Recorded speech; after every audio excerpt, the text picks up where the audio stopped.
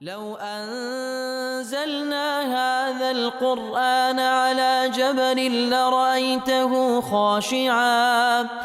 لرأيته خاشعا متصدعا من خشية الله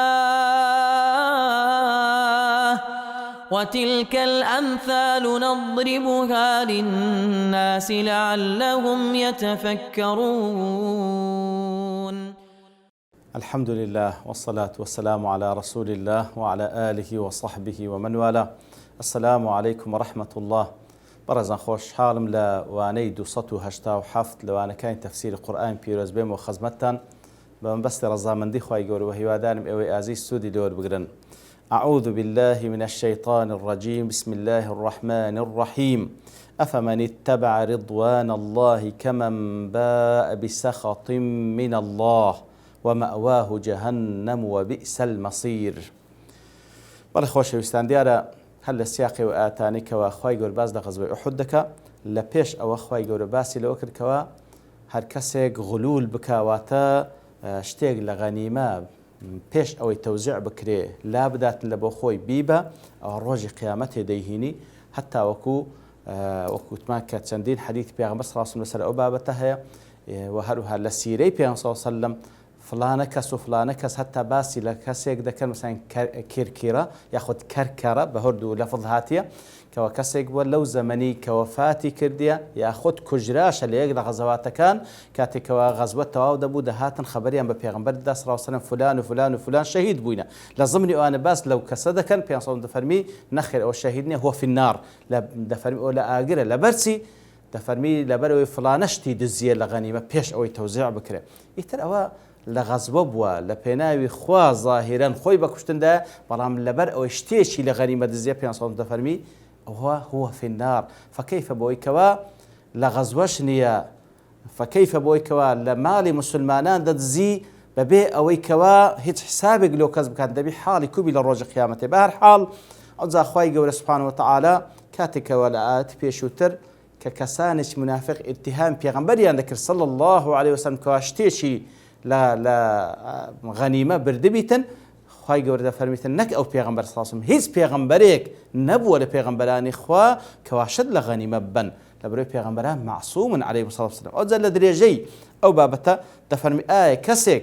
بە دوای ڕەزامەندی خوادا بگەڕێ وەکو ئەوەیە کەوا بگەڕێتەوە بە سەخەت و تووڕەبوونی خوا؟ طبعاً وەکو یەک نین. ئەفەمەن اتبع رضوان الله، کەواتە ئەو کەسەی کەوا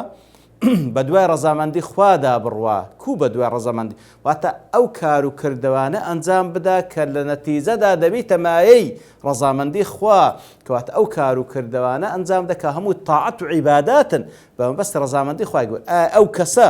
وەکو ئەوەیە کەوا کەمەن باء بسەخەت من الله، وەکو ئەو کەسەیە کەوا بگەڕێتەوە بە تووڕەبوونی خوا. بە چی دەگەڕێتەوە بە تووڕەبوونی خوا؟ دیارە بە ئەنجامدانی مەعسیەت، بە ئەنجامدانی سەرپێچی، بە دەرچوون لە فەرمانەکانی خوای گەورە دەگەڕێتەوە بە تووڕەبوونی خوا. کەواتە ئەو دوو کەسە وەکو یەک نین. ئەفەمەن کانە مؤمنا کەمەن کانە فاسقا لا یەستەوون، وەکو لە سوورەت سەجدەدا دەفەرمی ئیماندار و فاسق کو وەکو یەکن. ئەم نەجعل المتقین کالفجار، وەکو لە سوورەتی صاد دەفەرمی یانە خود کو لە میزانی خوای گەورە متقی و فاجر وەکو یەکن، چاکەکار و خراپەکار کو وەکو یەکن. کەواتە ئایا ئەو دوو کەسە وەکو یەکن؟ ئەفەمەن اتبع رضوان الله، کەوا ئیشارەتە لە بۆ پێغەمبەر صلی الله علیه وسلم، ئیشارەتە لە بۆ ئیمانداران ئەوانەی کەوا بە دوای ڕەزامەندی خوای گەورەدا دەگەڕێن، واتە ئەو کار و کردوانە ئەنجام دەن کەوا دەبیتە مایەی ڕەزامەندی خوا. ئەو وەکو کەسێکە کەوا سەرپێچی فەرمانەکانی خوای گەورە بکەو لە نەتیجەدا بگەڕێتەوە بە تووڕەبوونی خوا والعیاذ بالله. ومأواه جهنم، و ئەو کەسەی کەوا سەرپێچی ئەنجام دەدا دەگەڕێتەوە بە تووڕەبوونی خوا و مەوا و جێگای گەڕانەوەشی جەهەنەمە، کەوا وبئس المەصیرە، خراپترین مەصیر و خراپترین چارەنووسە کاتێکەوە کەسێک بگەڕێتەوە بە تووڕەبوونی خوا و بەرەو جەهەنەم بڕوا. خۆ پەنامان بداتن. هم دەرەجات عند الله، بەڕاستی ئەوانەی کەوا بە دوای ڕەزامەندی خوای گەورە دەگەڕن بە ئەنجامدانی تاعەتەکان و ئەوانەی کەوا دەگەڕێنەوە بە تووڕەبوونی خوا والعیاذ بالله بە ئەنجامدانی سەرپێچەکان، ئەوانە هەمووی دەرەجات و پلە و پایەی خۆیان هەیە لای خوا سوبحانه وتعالى. کەواتە هەم ئیمانداران پلەپایان هەیە کەوا لە سەروی هەمویان پێغەمبەرانە عەلەیهیمو سەڵاتو وەسەلام، لە سەروی هەمویان محەممەد الموستەفا صلی الله عليه وسلم. ئیتر ئەوانە دەرەجاتیان لە بۆ ئیماندارانش دەرەجات هەیە لە بەهەشتی پانوبەری، وەکو پێیان سەڵسەڵام لە چەندین حەدیث باسی کردیە کەوا بەینی هەر دەرەجە و دەرەجەکەی تر وەکو ئەوەی کەوا تەماشا ئەستێرەی ئاسمان بکەی هەندە لێک جیان و هەندە بەرزترە لەوەی خواروتری خۆی. کەواتە لە قەدەر کردەوەکانیان دەرەجاتیان هەیە لە بەهەشت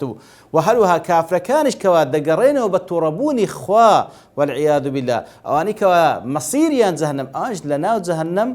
دەڕەکاتیان هەیە وەکو زانایان دەفەرموون ئەوێن دەرەجاتە لە بۆ بەرزبوونێ، بەڵام ئەویشیان دەڕەکاتە، واتە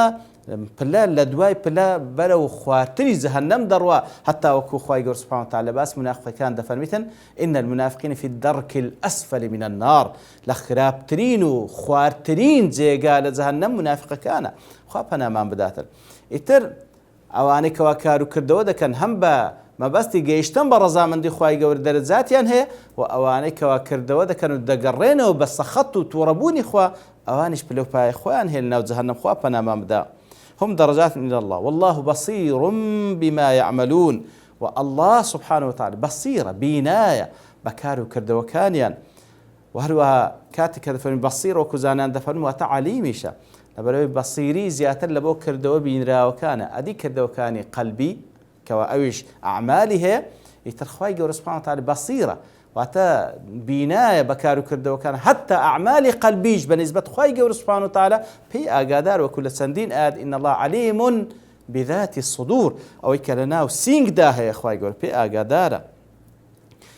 لقد من الله على المؤمنين إذ بعث فيهم رسولا من أنفسهم. خوای گەورە سوبحانه وتعالى ئەو پێغەمبەرێک کەوا کەسانێکی منافق ئیتهامی دەکەن بۆی کەوا حاشاه غلول بکە شت لە غەنیمەت جیا بکاتەوە لە خۆی، بەعەکسەوە ئەو پێغەمبەرە ڕەحمەتە لەلایەن خوای گەورە سوبحانه وتعالى بۆ هەموو بەشەریەت بە تایبەتیش لەسەر ئیماندارن منەتێکی گەورەیە. لقد من الله على المؤمنين، لقد وەکو لێرە و لە چەندین جێگای دیکە دیارە لامی تەوکیدی قەسەمی قەدی تەحقیق وهروها قسمتي مقدر أي والله لقد من الله على المؤمنين، كواتا بقسموا بالتأكيد وبالتحقيق خواي قولا منتي لسر إيمان داران كردية كاتكوا إذ بعث فيهم رسولا من أنفسهم، كاتكوا بيغمبري تشيلور روان كردين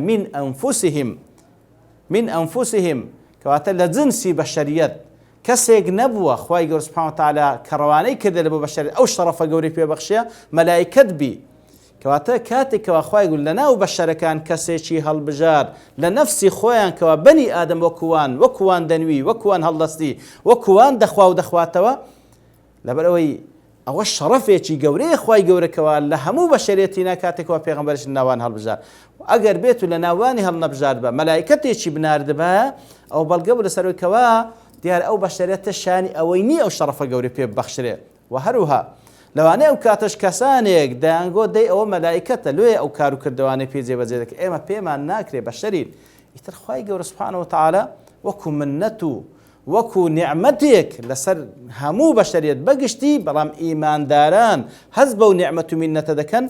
كاتك وبيغمبرش روانكر من أنفسهم لنفس خويان ويأخذ من الأميين وكل لسورة الجمعة هذا فرمي لنخين دواركان خواي قور ناردي كوا زياتر إشارة لبو عربان كوا أوان نخين دوارن بدرزيك وخالشي دي كشهرواب ولو سردم بلان بتايبتش لنا عرب فعلا بما أنه شرف وقورية لبو عرب كخواي قور سبحانه وتعالى أو بيغمبرين لنا وانا لبو همو عالمينيش وبتايبتيش لجنسي بشريته تاوكو أو فرماناني كلنا خواي قور رايدقين يكم كس بخوي زي بك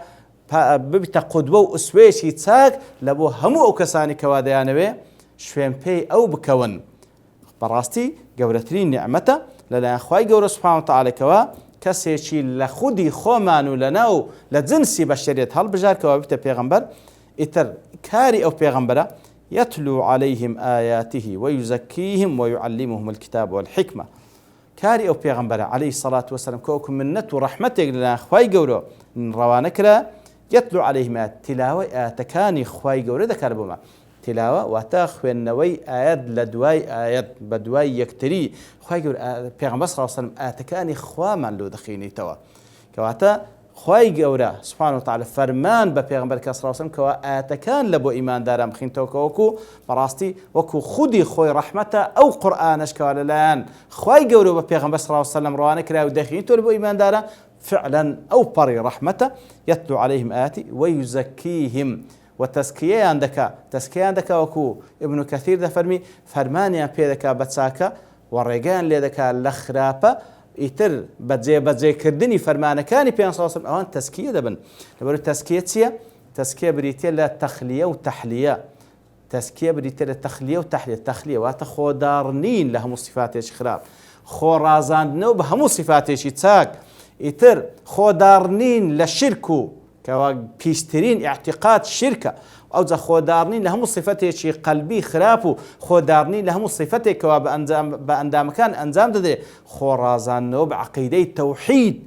أو ذا خورازان نو بهموك بيداوستكاني توحيد لأعمال قلبي وكارو كردو كان لخوروشتي تاك واتا لقل دوري بري لقل خوي لبين خوي وخواي سبحانه وتعالى إتر تزكيان دكا بو اعتقاد باكا وبو كارو كردو ساكاني كوا فيريان دكا كاتي كوانيش زي بجيدة كان فعلا بي تزكية دبن كواتا وظيفي دوان بي صلى الله عليه وسلم ويزكيهم ويعلمهم الكتاب والحكمة وهو كتاب قرآن بابن كتاب كوا قرآن وحكمشيان فير دكا كوا زورق المفسرين دفرمون بريتيا لسنة بيغمبر صلى الله عليه وسلم وياخذ حكمة بريتيا لداناي وتفيري عندك كواكو كاركان الذي جاي خوي أنزام بدن وهروها بوش لك دايتو حكمة بويك وأسرار نهينية كاني أو شريعتان فير دكاتن تاوكتام ولذتي لبينن يتربهم أمانا نجديتن فعلا بيغمبر صلى الله عليه وسلم قرآنو حكمان فير دكا لبوهم إيمان دارن أو كوار زماني أو داجياينة كمشرف بون بصحبتي بيغمبر صلى الله عليه وسلم وهو أو إلى دواي وجدي حتى روج قيامته هر فضل كلمه بيغمبر دقرته صلى الله عليه وسلم وكما مستيكم أوانك لدواي وج ميلاد قريوين خلشي فيردكن كواتا همو شرف كلمه بيغمبر دقرته صلى الله عليه وسلم يعلمهم الكتاب والحكمة كواتا أوي يكم وظيفة كذا يتلو عليهم آيات كان إخوة جوريان لو دخينيته تلاوي آيات براستي لبر أوي آيات كلام الله سبحانه وتعالى مجرد خينوي آيات كان والله لو أكسي كواتيج نجا بلام كاتك ولو يدخينه كلمات إخوة زور زياوز الكلمات بشر لبر مجرد خينوي أو كلمات سلطان ده صلاة شيء لسدلو درون كات وظيفي بيغمبر صلى الله عليه وسلم كبيرس وظيفي ميلاد جيران شبوش شوية يكم ذا تلاوي آيات بكا آيات بخيني توا حتى تمشاهدك اللي زوروي خطبة كاني في صلى الله عليه وسلم فلانة سورة يخين دوا لسر منبر سبحان الله إتر تلاوي آيات دكاتن كلامي خوايان لو دخين تو بوشوي كوا